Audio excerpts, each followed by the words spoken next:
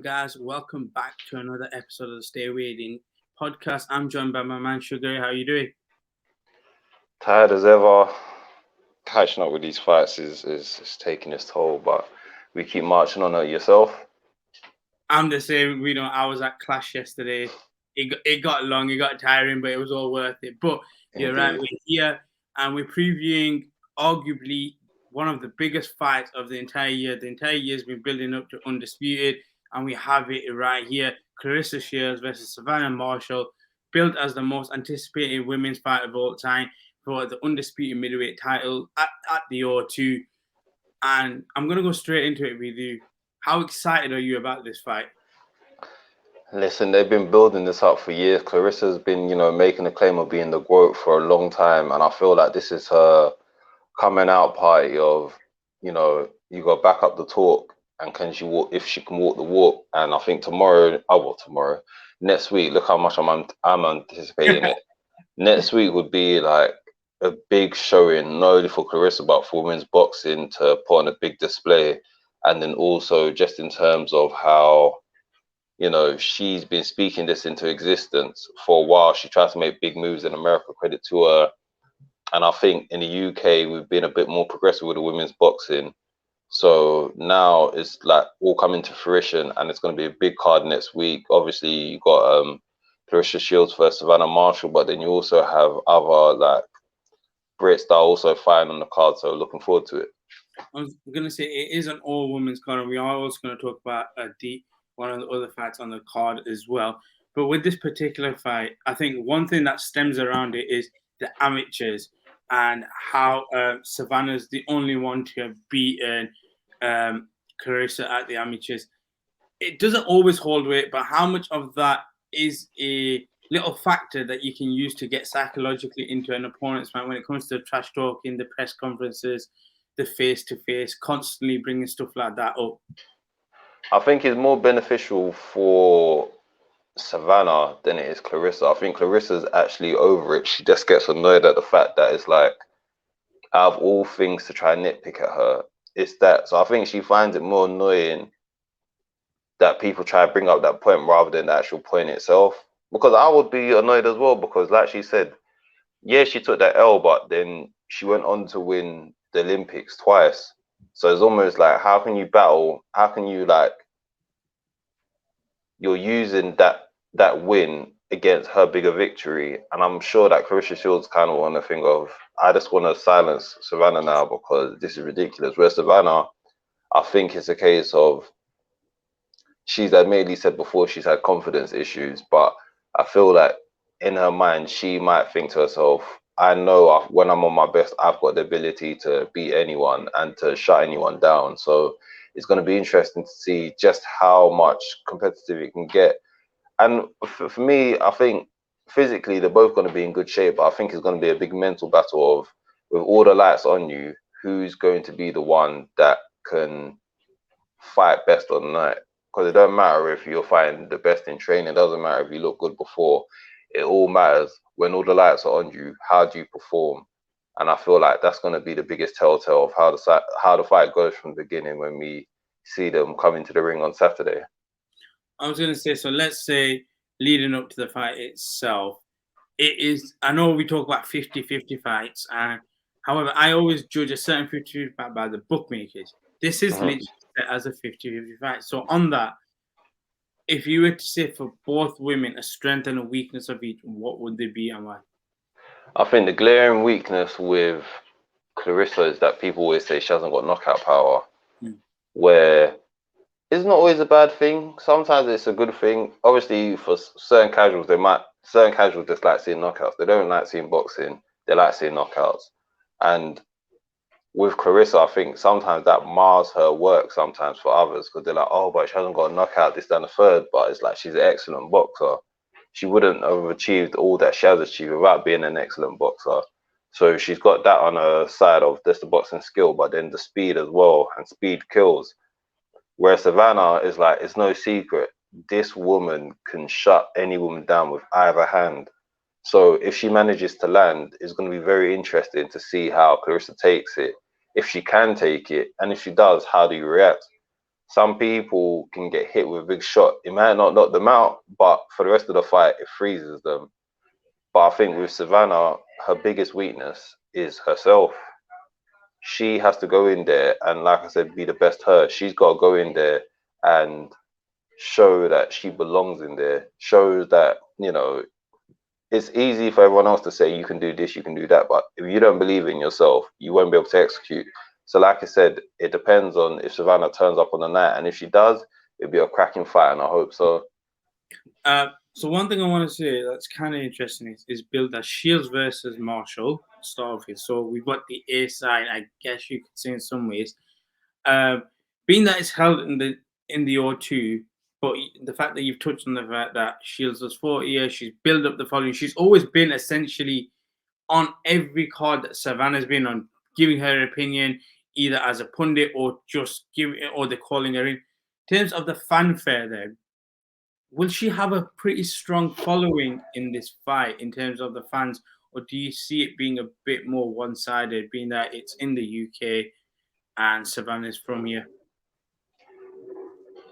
I think this is where it gets difficult, because I feel like with Claressa, with the work that she's put in and the fanfare that she's got from, you know, just bigging up women's boxing for a long time, I feel like she's going to get more support than people expect.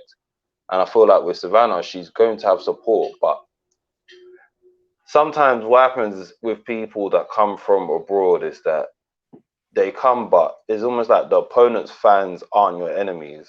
And I feel like that might be a case with Claressa Shields, because sometimes, obviously, you have cases where you come into someone's home country, and then the home country is going to be against the opponent. And then sometimes it's like, no, we're rooting for our person, but we don't hate the other person, so they can still give cheers and everything. It might not be as loud, and then it also depends on, I guess, how many people are going to come up north for Savannah as well. Because even though, yes, Savannah's from the UK, she's got more of a connection with up north than I've seen nationwide. I could be proven wrong, but from what I've seen is like she got more of a connection with up north, and understandably, that's where she's from. That's where she's always repped. So it'll be interesting to see. And like I said, Claressa is very polarizing, and I think she likes feeding off that. She likes going in there like, if you know, the ones where it's just like love me or hate me. Yeah. Just give me a reaction. About me. I will get a reaction from you. I will, and I think that's some people don't like that, and some people thrive with it, and she thrives with it. And it reminds me of a Mayweather Hatton-esque type situation where it's like, yeah, I'm going to go in there and just be this polarizing person, and as long as I get a reaction, then I'm happy with it. So it'll be interesting to see. And I guess finally, then I want your prediction on this particular fight. Who do you see going or winning everything? Because I've got an interesting take on this particularly myself. I want to hear yours.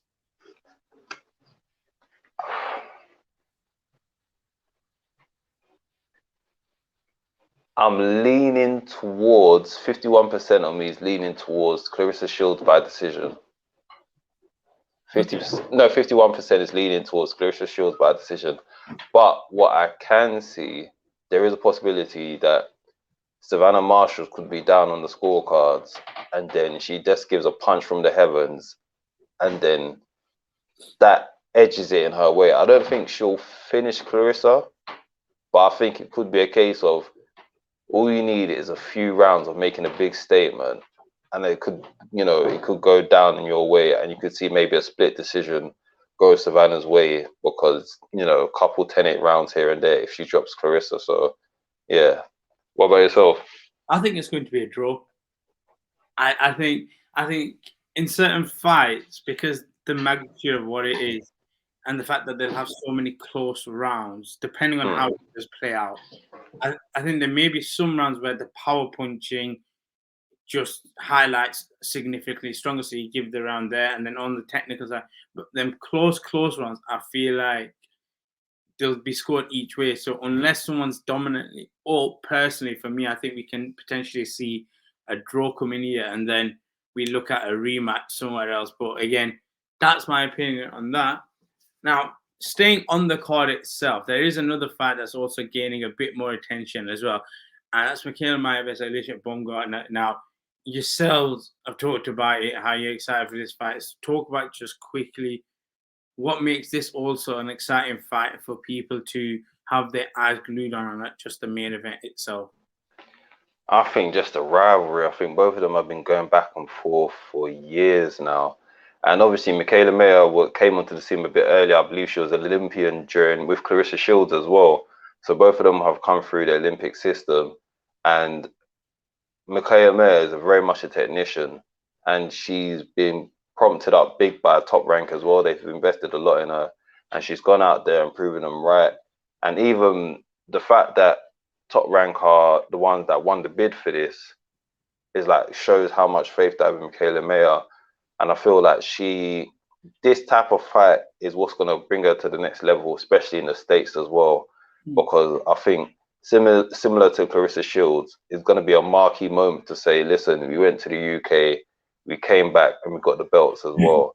And even though she is fighting an American, I think it's a case of sometimes you need that rivalry to get people to spark people's interest.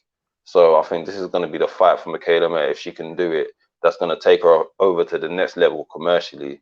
Whereas Baumgardner, let's be honest, she came on the scene in a crazy way with beating Terry Harper with one of the knockouts of the year last year. The way she froze Terry Harper was like shutting down on like an old Windows Vista or an XP, and you hear that noise, we go dun dun, like yeah, like she shut her down like standing, and Terry Harper was just frozen in the air like a statue. And I think since then, Alycia Baumgardner's been putting on a lot of noise.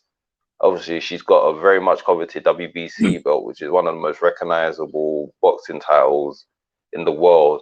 And since then, she's just been on a tear. She signed with Matchroom. She got a win after that title victory. And I think she's looking to get this belt back, become unified, and then also become a undisputed champion. So both of them have been very heated in how they've been approaching each other and speaking with each other, speaking very spicy. If you follow them both on socials, they've been going at it for a while. So the same way Claressa Shields has been coming at Savannah Marshall and vice versa, the same way Baumgardner and Mayer have been going at it. So this fight, I'm looking forward to it because a lot have been spoken and they both look like they live up to the moment. So I'm looking forward to it. I was going to say, as a whole then, just quickly with this card, being that it's an all-women's card as well, historically, how do you think this will set as a precedent for women's boxing for the remainder of the year and just going forward in 2023? Do you think there's a potential for more women's cards, or is there now just a sense of, great, we kind of done that thing with the UFC where we leveled it out a bit, or getting there where women can headline a fight, and also we can have an undercard where men are defending their world titles potentially? I think you hit the nail on the head, especially with Serrano and Taylor earlier on in the year. I think this card will cement a moment. It'll be a monumental moment. But what I would like to see further down the line is not an all-women's card. Like you said with the UFC, what I like what they done for integrating women is almost like, if you want real quality is showing that, yeah, we can have men and women on this card, but the women can headline. Yeah. It doesn't always have to be, oh, women have to do a whole card, then headline it. No. Show that this women's fight is just as good as the men's fight, so we'll make it a headliner as well because it's just that good. Championship belts mean just as much. And, you know, you can put on a good card because that's what Serrano and Taylor showed. That wasn't an all-women's card. That was a card where men and women competed on it, but it was so good that they just showed that, listen, we can bring the women and they can headline and they can put on fight of the year. And that fight still gets spoken of. Both of their stocks rose, even though Serrano lost, her stock is still high. She's fighting in the UK now on the Joe Joyce first Joe Parker card. And then Taylor, come on, that goes without saying, undisputed, still a big name. Even I know Mikaela has spoken about, you know, if she wins this fight, potentially going to fight Taylor after. So she's still big cash cow in the women's boxing game. even though a lot of people feel like she hasn't got too much time left, as you know, she's going up in the years, and you'd rather retire from the sport before the sport retires you. So yeah, I think that's the future of it. Just show that if you really want to support women's boxing, show it in a way that's not just a, oh look, we put on this all women's card, but show that no, regardless man or woman, the women can headline a big card and play in big arenas. So yeah. So with that, we are going to wrap up this portion of our video with our preview of Claressa versus Savannah Marshall. But I do want to just quickly touch on what we saw yesterday as well. Home victories from Liam Smith and Natasha Jonas. With Liam Smith going forward, I know the belts are all wrapped up with Charlo. Could we see him down the line again becoming a world champion, or is it a case of, okay, something needs to happen with Charlo to be able to let this happen, for this to go forward? From my understanding, Charlo's gonna fight Tim Tszyu. So, but that's gonna be early next year. So this is where it gets annoying, and we speak of the fight. I always say I don't want to speak of, but it is what it is. So from what I understand, when Crawford and Errol Spence were supposed to fight for Undisputed, which I'm still not going to speak on until the fight is made. From what I was understanding is that regardless of the result of that, Errol Spence was going to move up and go to light middleweight, and then Jermell Charlo was going to then go up to middleweight, and then Big Charlo was going to go to super middleweight. And I feel like that still might be the plan depending on how negotiations that fight goes, because I know that Errol Spence making it down to welterweight is a big thing. So if Jermell Charlo does end up, like, you know, dispersing the belt similar to what Josh Taylor has done now, so if Jermell Charlo ends up dispersing the belts after winning against Tim Tszyu and then moving up, I feel then is the easier path for Liam Smith to then go out there, get a belt, and then he can make big fights. You know, get one of the belt, let boxing build you up. Obviously, Chris Eubank Jr. fight is still there. You could potentially face Errol Spence Jr. if there's a case. No, so I'll say this not in a bad way. If you're trying to building yourself up, fighting arguably one of the most dangerous men. No. But I'm saying later down the line. I'm saying imagine if Smith gets the belt. Yeah, I'm saying if Smith gets the belt and then Errol Spence gets the belt. Yeah. But don't get me wrong. Don't be taking that fight before you got the belt. That's a very dangerous fight to take. Potentially understand though, when you go into that fight, you'll probably lose, not in a horrible way, but you won't go in. Errol Spence is a pound for pound great for a reason, so it's not without caution that you say that. But so just keeping on the topic of the home field fan, it's Natasha Jonas as well, winning, adding the show title to her collection. There was little talks that if she didn't win this, there may be potential time. But now she has won this. Is it a case of ranking? Keep going. We were speaking about it on our interviews, and check that out if you haven't seen that, people. She did mention Hannah Rankin. She wanted that unification fight, and Sonia was saying, "Listen, Tasha Jonas will be undisputed at that weight class. So let's get this ball rolling." I believe Hannah Rankin is going to be fighting soon as well. So listen, Hannah Rankin, get that win and let's make this fight happen. If you guys, like the women, keep on like showing men that how to make the undisputed fights and unification fights, so let's have another one down the books. I want that definitely. Tasha Jonas versus Hannah Rankin if she gets past her next opponent. Big unification fight. And listen, Sonia called it. She said Tasha Jonas will be undisputed. So I want to see her go for it. So congratulations to her for the victory yesterday, and hopefully we can get that fight. Yeah, I echo the same sentiment. You just quickly as running down the list. Dan Azeez retaining his British title. Where does he fit in the light heavyweight picture when it comes to here in the UK? Because obviously, I feel like this is one of the big divisions where we just shine as well. For sure. I think it's interesting because he called out Lyndon Arthur, which is a very reputable name. I know Lyndon Arthur's fighting in 2 weeks in Bolton. He signed a promotion deal with Wasserman, but they worked well with Boxer in the past. So this is where it gets techie, because I know that Lyndon Arthur is also ranked highly for the European title shot for like heavyweight. So Lyndon Arthur might want to go for that title instead of going for the British, which you can't fault him for. I'm sure that he can make good money either way. So it might just be a case of whoever can pay the most money. So if the British title gets him more money, he'll fight the British title. If the European title makes him more money, he'll fight for that. And I believe if he does go the European route, it would be against Callum Johnson. If he goes the British route, it'll be Dan Azeez. So Solid obviously, fight.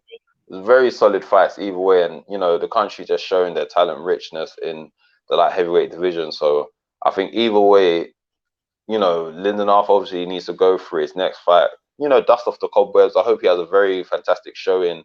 And from then on, listen, man, go get yourself paid and make the best fight that you can. Either way, either one's going to be like a good fight, a good matchup for the guys. So if Lyndon Arthur goes European route, he'll be probably facing Callum Johnson. If he goes the British route, he can probably face Dan Azeez.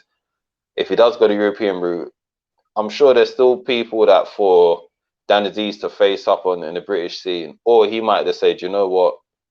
Whichever he has the best world ranking in for one of the belts, he might go chase that route because obviously you got Buatsi who's going to face John Pascal soon for IBF title eliminator. You got Yard on the precipice of a light heavyweight title fight once Artur Beterbiev is in good health. So it's listen, man. You still got Craig Richards there as well. So it's heating up in the British UK light heavyweight scene. So you love to see it.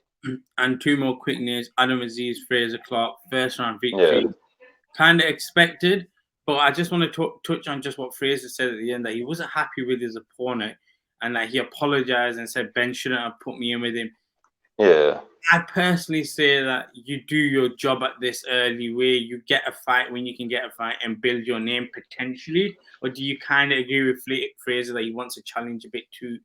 He should. I agree with Fraser because I think even Spencer Fearon, shout the knowledge, he spoke about how they progressed the career of Joe Joyce. So it's almost like you want to show someone off, but you have to find the right level of opponent. Because if you get someone that's a bit too easy, like Fraser said, you're not doing Fraser no favors. Because someone looks like, you know, he's just absolutely shouldn't be in his class. Then people are just going to think, why are we watching this? You're not even going to look impressive. So I get Fraser's gripe because it's kind of a thing of, yeah, you got to push him along slowly, but don't do it too slowly to the point where it's not advantageous for him. And also you got to factor in that when you put in a lot of hours into a training camp, you want to feel like this training camp was worth it. So I can imagine like it's a bit anticlimactic knowing that you push yourself in camp and then you have the fight. Obviously, you don't get paid for overtime in boxing, so you do want to get rid of the opponent quick, but it's that balance of you don't want to put in so much work just to feel like, wow, is that it? So I get Fraser Clark's gripe. So hopefully the matchmakers listen to him. And, you know, like I said, Spencer Fearon made some suggestions. So maybe we'll holler at the knowledge about ways that they can progress him in a way that's beneficial to both Fraser, the promotion, and just the UK public in general. The guy wants to get his name out there, and he can't do it if he just keeps on facing people that people expect him to win against, or as easily anyway. So yeah. With that, we are going to wrap up today's episode as well. As always, we appreciate you for always coming on, guys. If you love as always, drop a like, share, subscribe. Give us your views on Savannah Marshall versus Patricia Shields, boxing in general, and yeah, go check out the Natasha Jonas interview as well. If you haven't already, tune into it. It's a good little watch as well. But as always, guys, love and peace.